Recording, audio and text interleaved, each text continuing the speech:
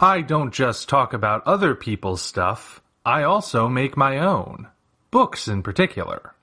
To date, I have 4 books you can check out on Amazon. Operation Red Dragon: The Daikaiju Wars Part 1, Occult Mafia, Emerald of Maddox City, and the short story collection Assorted Absurdities, Tales of Kaiju Punk and Other Genres. Hop on down to the description for Amazon links to all 4 books. Enjoy whichever ones you read, and enjoy the video.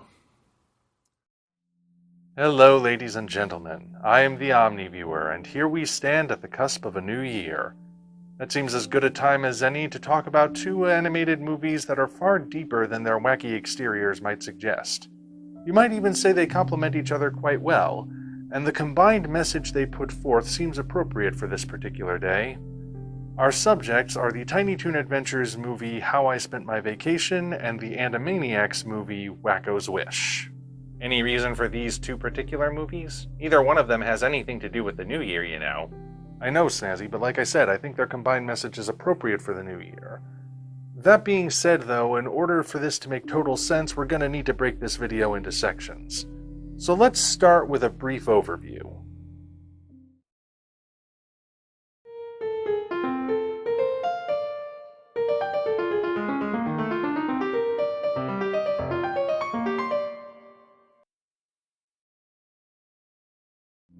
A lot of animation fans like to talk about the Disney Renaissance that occurred in the late 80s and into the 90s. But not as many people talk about what Warner Brothers was doing at the same time. Oh sure, they were struggling to compete with Disney in theaters, but on TV, they were really cooking. And it all started in 1990 with Tiny Toon Adventures. On the surface, Tiny Toon Adventures seems like just another entry in the long line of cartoons that turn popular characters into children. But unlike Muppet Babies or A Pup Named Scooby-Doo, Tiny Toons went the extra mile.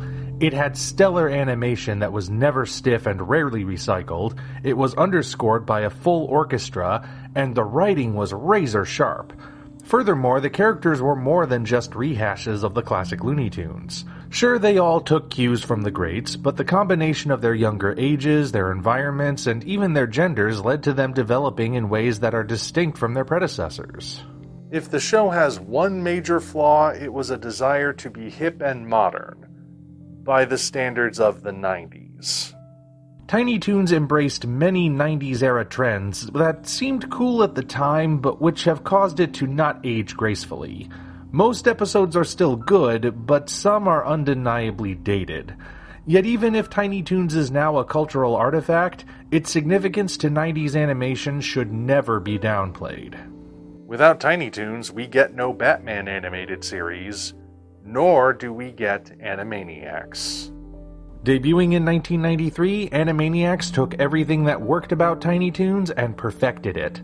The animation was still fluid but more efficient, the music was still orchestral but also had more variety, and the writing was even more clever, which helped it appeal to adults as well as kids. Yet what really made Animaniacs stand out was everything it did differently from its predecessor. Where Tiny Toons was trendy, Animaniacs was retro. While Tiny Toons had a cast based on pre-existing characters, Animaniacs had original characters, or characters that subtly paid homage to the past without being obvious about it. While Tiny Toons felt an obligation early on to spread messages, Animaniacs only wanted to entertain for entertainment's sake. As a result, Animaniacs wound up aging much better than Tiny Toons, and the original series remains a favorite of animation fans to this day. It turns out both shows were popular enough to warrant the production of direct-to-video movies. For Tiny Toons, it was How I Spent My Summer Vacation, which debuted in 1992 between seasons 2 and 3. For Animaniacs, it was Wackos Wish, which debuted in 1999, well after the show and its spin-off Pinky and the Brain had been canceled. Okay, so we're this far in, and you still haven't explained why you're analyzing these movies together rather than separately. And on this day, no less. All will be made clear eventually, Snazzy, but in order for that to happen, we must analyze these films on an individual basis first. So, let's go in order.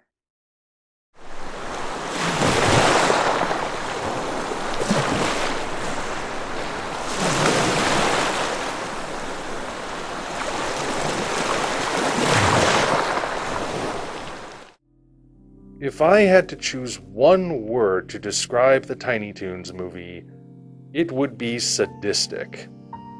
Now, in the series proper, all of the characters took their fair share of cartoon violence, and some even took more than that.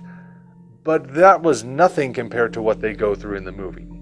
How I Spent My Vacation is designed purely to make the Tiny Toons suffer. The film does not have a single unified plot, but rather follows several simultaneous plots that occasionally intersect but mostly stay self-contained. The cast all starts in the same place, waiting for the final day of school to end so summer vacation can begin. Once they're free, they all have plans of how they're going to spend the season, and the movie shows us how all of those plans steadily crumble away into nothing.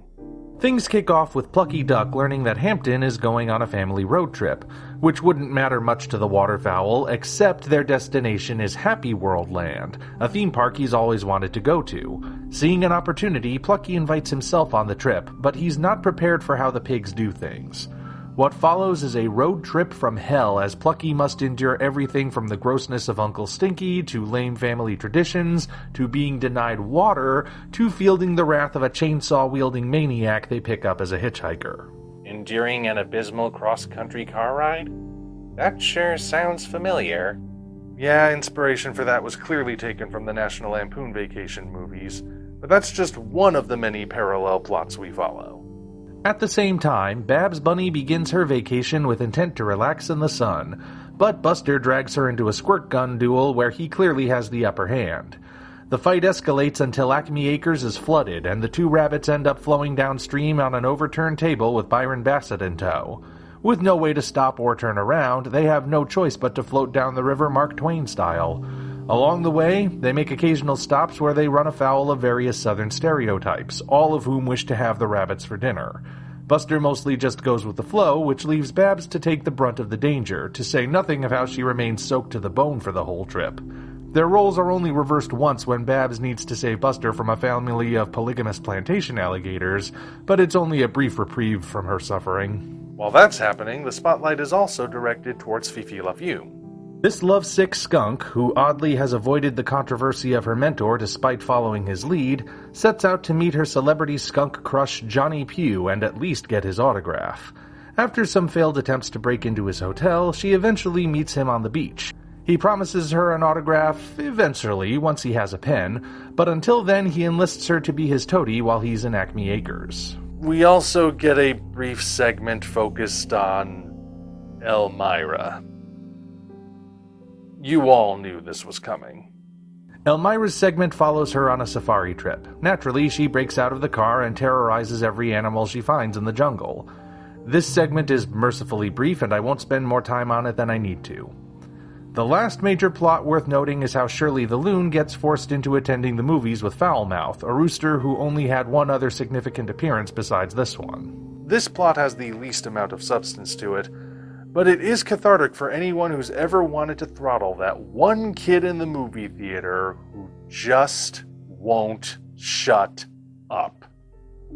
The common thread connecting all of these stories is how the cast all starts out optimistic, only to have that optimism chipped away until it's completely gone. Nothing goes according to plan for anyone, and I would say it's not for lack of trying, but that would be a lie.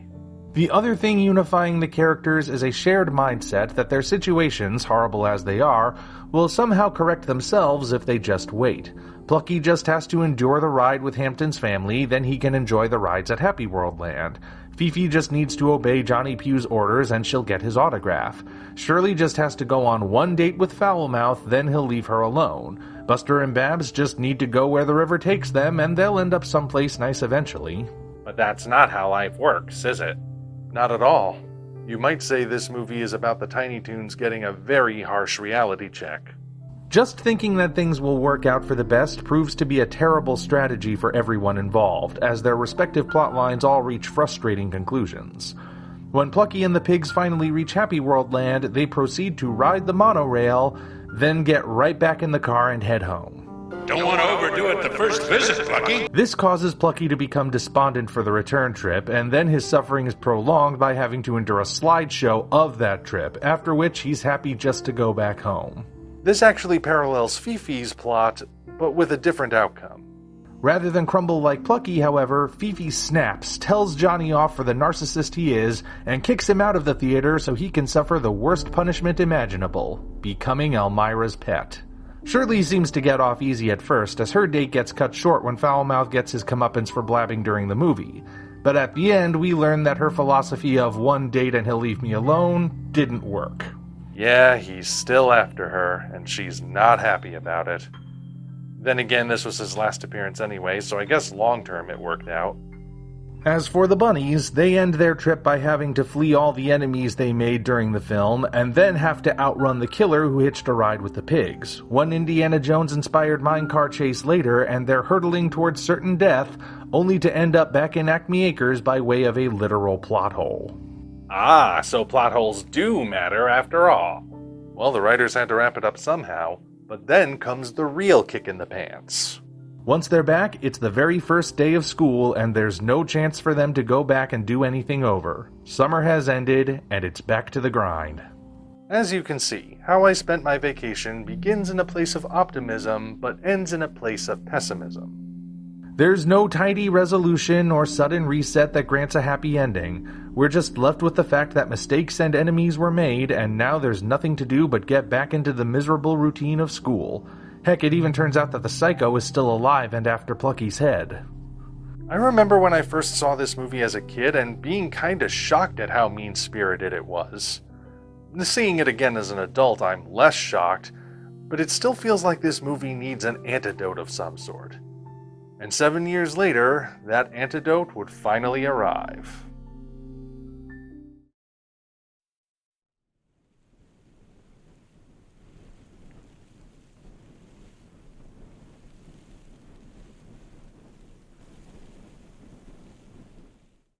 Do you remember how I said earlier that Animaniacs stood out by way of doing everything different from Tiny Toon Adventures? That is perfectly exemplified when you line up How I Spent My Vacation with Wackos Wish. Some of those differences are obvious. Vacation is set in the summer, while Wish is set in the winter. Vacation only has a handful of musical interludes, while Wish is a full-blown musical. Vacation draws inspiration from contemporary movies, while Wish draws from classic film and theater. Vacation is hand-drawn, while Wish is digital. Yeah, but those are pretty superficial differences, aren't they? Indeed they are. But as always, we can go deeper. After a Tolkien-esque preamble explaining how the country of Warnerstock was conquered by King Salazar of Tiktakia, a reference to the Time Warner merger, we settled in the town of Acme Falls at the turn of the last century. Nothing is going well here. The king has taxed the town into extreme poverty, the shops are closing down, and everybody has goals but no means of realizing them. So much for owning nothing and being happy. And as if all of that weren't bad enough, the Warners are orphans and Dot appears to be dying. The youngest Warner has an unspecified illness that needs surgery to correct, but that requires money that they just don't have. Yet there is one person in town who has not given up hope. Wacko Warner. Despite everyone else scoffing at what they think is blind optimism, Wacko remains confident that things won't stay this bad forever. That said, he's not just going to sit on his butt and wait for things to change. He leaves town to spend a year working, and he returns with his full salary. A haypenny. Literally half a cent. It's not much, but it's more than anyone else has, and for the duration of one musical number, the residents of Acme Falls have hope again, until the king's proxy, Baron von Plotz, shows up and taxes the haypenny right out of Wacko's hands. Had this been the Tiny Toons movie, it might have ended there. But we're only just beginning. You see, having exhausted all of his terrestrial options, Wacko turns to the heavens for help. On a whim, he makes a wish upon a star, and against the odds, he picks the only wishing star in the universe, which comes crashing down to Earth and settles just beyond the mountains. However, this does not result in an instant solution. According to the wish fulfillment facilitator, Wacko needs to go to the crater and physically touch the star in order to make his wish. In fact, the star is not exclusively Wacko's to use, as anyone who touches it before him can easily take the wish for themselves. This becomes a problem when the Warners excitedly blab about the star to the rest of the villagers, each of whom are also desperate for a miracle of their own. Desperate enough to turn on each other. So the race is on to be the first one to touch the star. Naturally, word of the star also reaches King Salazar, who has his own secret reasons for wanting to foil the Warners. Sounds an awful lot like it's a mad world to me. As well it should. The idea of a bunch of people on an epic race to gain the ultimate treasure was directly inspired by that film, and the original title for Wackos Wish reflected that, but it wound up being shortened during production. The influences don't end there, of course. You can also see cues taken from musicals like The Music Man and Finian's Rainbow, and the old world aesthetic appears inspired by classic fairy tale adaptations. But naturally there's more to discuss than just stylistic choices.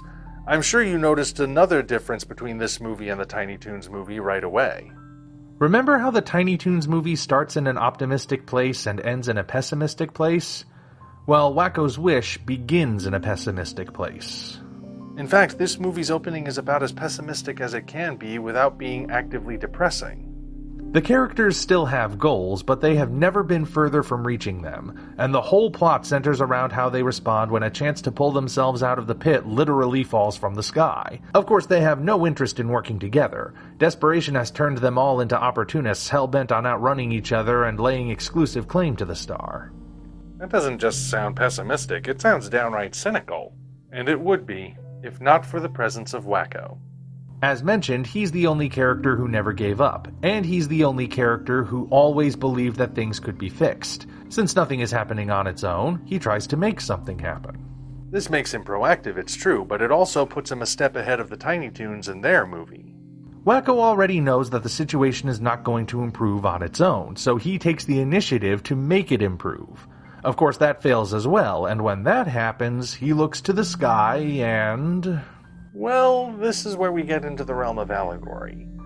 You see, even though this segment is framed as making a wish, it feels more like saying a prayer to me. I mean, Wacko is literally looking up to the heavens with a plea for a miracle, and the star he wishes on isn't even a shooting one as tradition would dictate. In response, he's visited by a heavenly messenger of light who tells him what he must do to receive his miracle. In fact, the rules of how the wish works have more in common with prayer than wishing. And yes, there is a difference. There are a lot of people, even among the faithful mind you, who see praying to God as no different than rubbing a magic lamp. All you have to do is pray that God will give you a new luxury car, and a Ferrari will pull into your driveway and be given to you with no strings attached. If you actually read the Bible, though, you'll find that answers to prayer which fit that description are practically non-existent. When the Bible describes prayer, it always requires the one praying to do something, even if that something is to simply have faith that God is present and looking out for you. We see this reflected in Wacko's wish. Wacko does not have his wish instantly granted to him. Instead, he is told that he must go to the star to make his wish. It will be an arduous journey, and there will be many obstacles, but that's what he must do to receive his miracle. As the emotional core of this movie, Wacko does not question this logic, nor does he berate the divine messenger for not making this whole thing easier. No, he just innately understands that the rules are the rules, and the promised result will be worth the journey. Wacko does not merely express hope throughout the film, he also expresses a considerable amount of faith. And lest you think I'm reading something into the movie that's not there, the movie itself draws the exact same parallel between wishing and praying. Here's the clip. It's waiting right up there, the answer to a prayer. You heard it, folks. They sang the word prayer, plain as day. Wacko also makes this lyrical plea during his final dash to the star. Help me, Spirit, wherever you are. Now, who is he speaking to in this moment? You might think it's this guy, but his name does not contain the word spirit. He's the wish fulfillment facilitator, originally named the Good Fairy. Well, that could just be for the sake of brevity. Both of those names are too long to fit into the verse, you know. That's true, I suppose, but whatever the case, this is still Wacko appealing to a supernatural being for aid. At the end, when Wacko finally reaches the star, the wish fulfillment facilitator reappears and says this to him. Nice job, Wacko. You've done well. So Wacko did well, you say? That almost makes the whole thing sound like a test, perhaps of Wacko's faith, which he passed with flying colors. Now, I have no way to prove that this theming was intentional, and I admit that. It is possible that the religious allegory only shows up because the story naturally trends that way, and no intended message about man's relationship with God was meant to be in the film. Even so, I can't shake the feeling that it's there anyway. That being said, even if we did agree that any theme about prayer and faith should be extracted, we're still left with a message about not losing hope and being proactive in trying to improve your situation. Whichever way you look at it, the end result is the same. Wacko perseveres, reaches the star, and with this incredible supernatural power to achieve anything in the universe, he wishes for 2 hay pennies, totaling 1 red cent. Seems anticlimactic at first, but it turns out to be the best wish he could have possibly made. He uses 1 halfpenny to pay for Dot's surgery, which in typical Animaniacs fashion turns out to be less life-threatening than we were first led to believe, and the other he spends around town. In doing this, Wacko jumpstarts the economy of Acme Falls, which has a domino effect across all of Warner stock.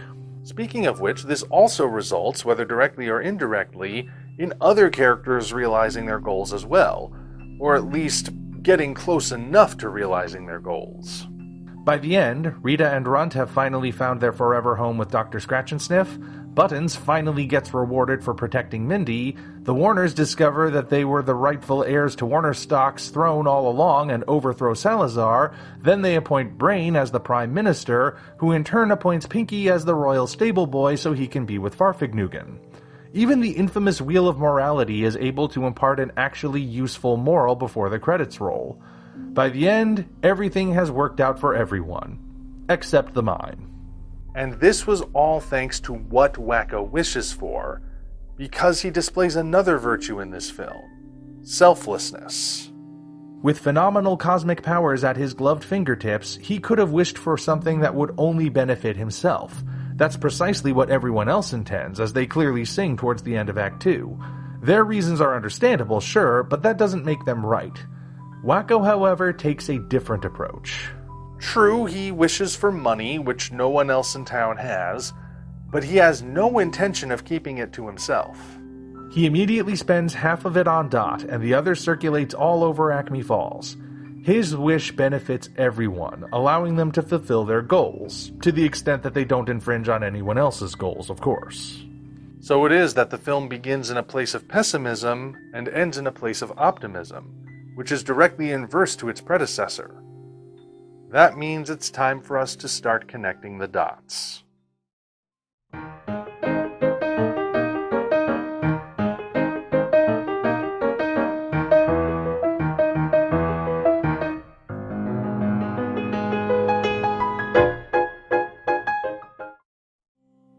As I said, these two films, despite being separated by years, complement each other quite nicely. In fact, it almost feels like the Animaniacs movie picks up where the Tiny Toons movie leaves off. There's a gag credit at the end of How I Spent My Vacation, one of several actually, that presents 4 potential morals for the film, but I think the real lesson did not make it into that list. And that message is that life is not fair.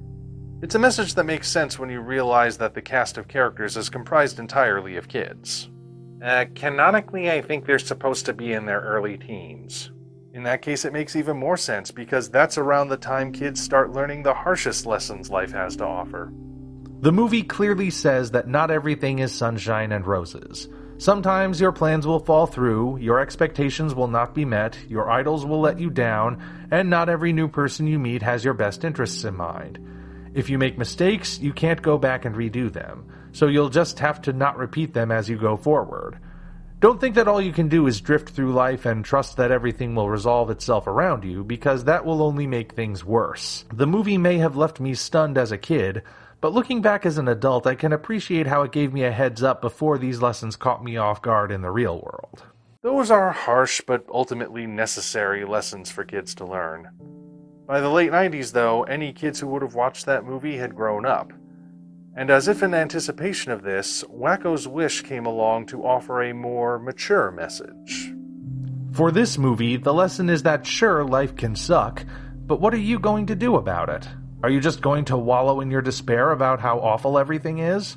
Or are you going to take the initiative and try making things better? If you watched the first movie, you already know that doing nothing accomplishes nothing. So if things aren't improving, do something to make them improve.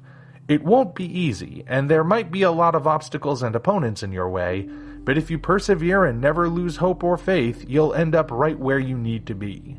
And who knows, there might be someone up there looking out for you, just waiting for you to follow his lead. What better moral is there to bring us from one year to another? Nobody is denying the existence of hardship and wickedness in this world, but as long as you can move beyond the trials of the past. Summer may only last a season, but so does winter, and it's cyclical, meaning they always lead into each other. Heck, if we go back to the Tiny Toons movie for just a moment, Babs sings a line at the end where she admits that despite the constant danger and water saturation, she still had fun on her adventure with Buster, so even the darkest of times are never completely dark. A new year is upon us. My advice is to make the best of it, with the emphasis on the word best. Until such time as we meet again, this is the Omni Viewer signing off.